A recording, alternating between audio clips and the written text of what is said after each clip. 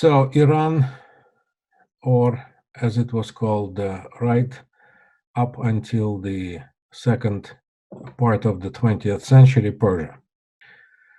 Iran is home to one of the world's oldest and yet continuous major civilizations, with historical and urban settlements dating back to 7000 BC.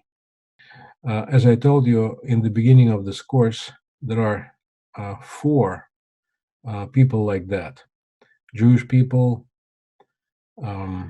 Iranian people, Chinese people, and Indian people.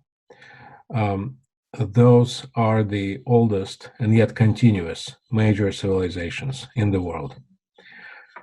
Modern Iran has 82 million inhabitants and is the largest Muslim country in the Middle East, the largest country in the Middle East, and the seventh largest country in the world.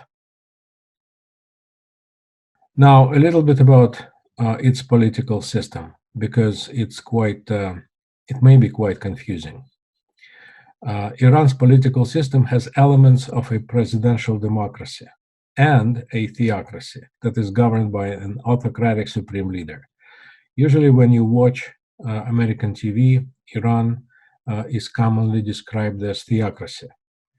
And in a way, it is right, because the ultimate leader in this country, the supreme leader, is the Ayatollah, the Muslim judge. So he makes all the final decisions, and if you look at the political system from that perspective, Iran is a theocracy. However, I don't think it would be quite precise to call Iran simply a theocracy, because along with theocratic elements, it also has some democratic elements. So here is one example, and the most important example. Iran does elect its president.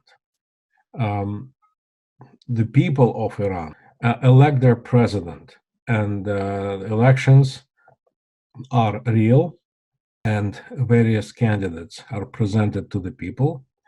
Let's say 4-8 candidates, and some of the candidates are more liberals, others are more conservative, others are more fundamentalist.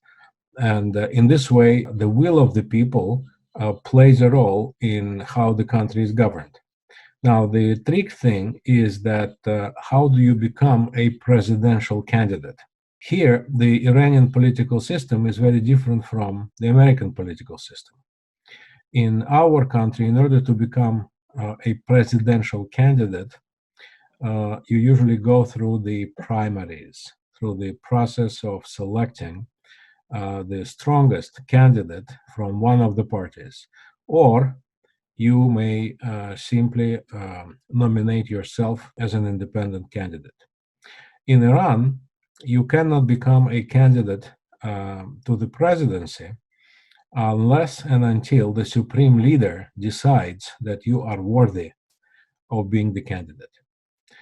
So the supreme leader basically decides who is going to run for the presidency and who is going to not run. So this is, again, a theocratic element in the political system. But then, after the supreme leader selects the presidential candidates, the people are free to vote for any one of them. Now, in terms of economy, Iran has, as you probably know, the world's largest natural gas supply and the fourth largest proven oil reserves. Like many countries in the Middle East, especially Saudi Arabia and also Iraq.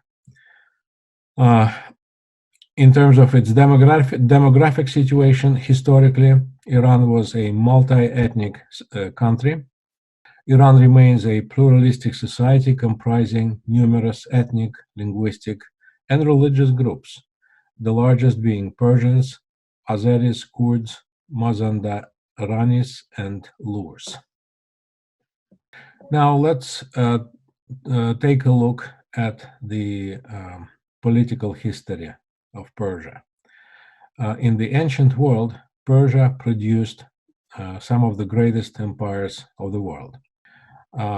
The most ancient one is the Achaemenid Empire that was flourishing from 550 before Christ to 330 before Christ, so a little bit more than 2 centuries.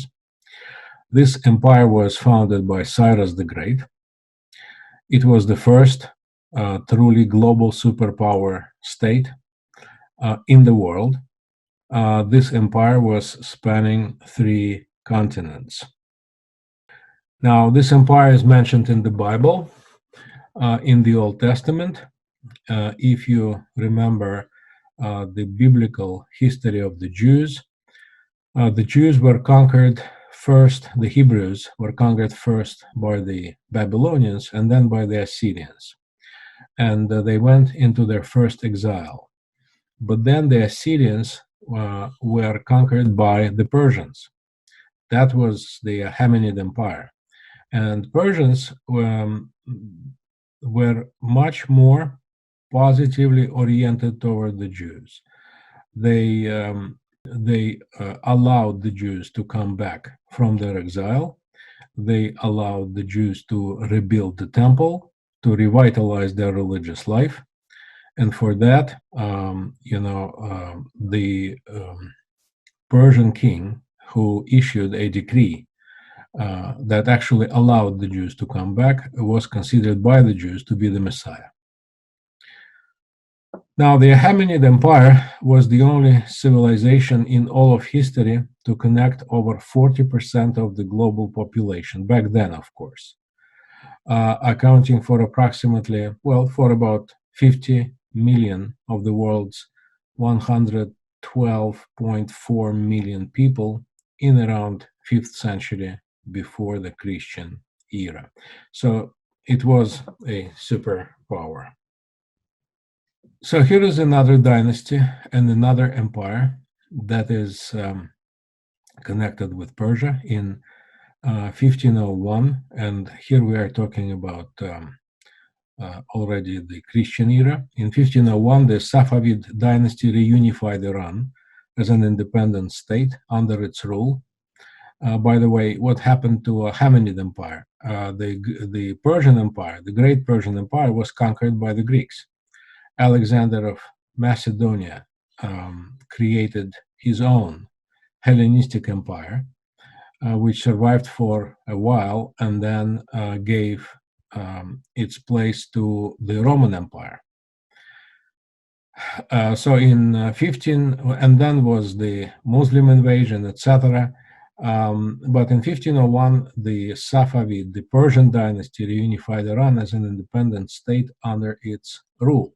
The Safavid Empire established the school of Islam that would be characteristic of Persia as a Muslim country. It is called the Twelver School of Shi'a Islam, and that became the official religion of that empire. Since then, Iran had been a monarchy almost without interruption until the year 1979, when the Iranian Revolution took place.